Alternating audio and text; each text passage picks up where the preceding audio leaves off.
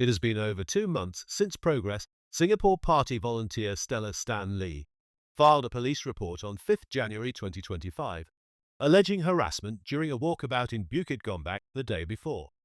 While the police have since concluded investigations and said to have been referred the matter to the Attorney General's chambers, no public update has been provided as of 25th March.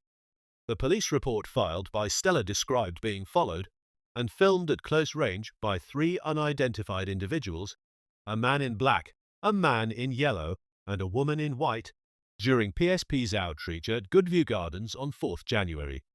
She stated that the man in black held a phone camera within an inch of her face while they were in a lift, leaving her deeply insecure and violated. The man in yellow allegedly took unauthorized photos of PSP members, while the woman in white was said to have followed Stella to a car park and photographed vehicle number plates, including that of a fellow volunteer's car. Describing the experience as a direct invasion of my privacy, Stella called for stronger safeguards for women and political volunteers operating in public spaces. Her complaint was followed by a Facebook post from PSP member S. Nalaka, who recounted similar events from the same walkabout. He alleged that individuals believed to be supporters of the People's Action Party had trailed PSP teams, distributed flyers to residents they had just spoken with, and continued to film them during a debrief.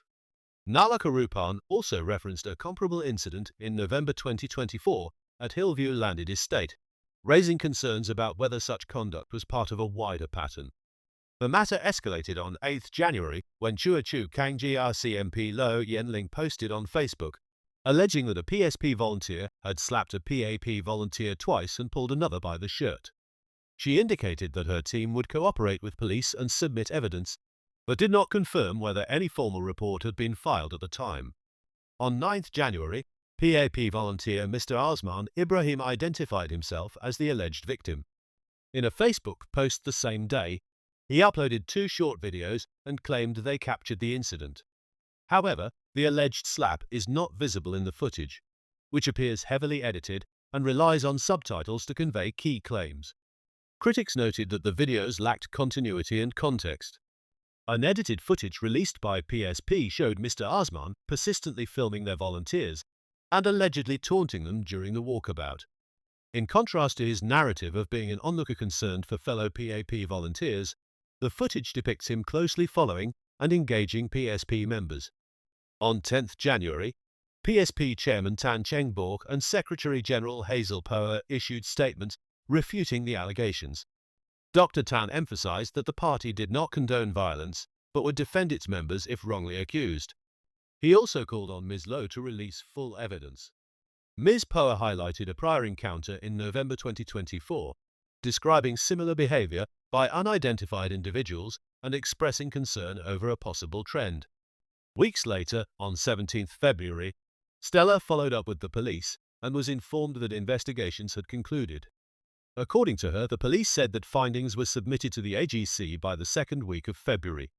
Despite this, no further communication has been received. As of 21st March, the AGC has not announced whether charges will be filed, if the matter will be closed, or if further clarifications will be made. A formal query sent to the AGC seeking an update on the case has not received a response. This lack of clarity is particularly conspicuous given that both Stella and Mr. Osman had made allegations, each supported by video material and public statements.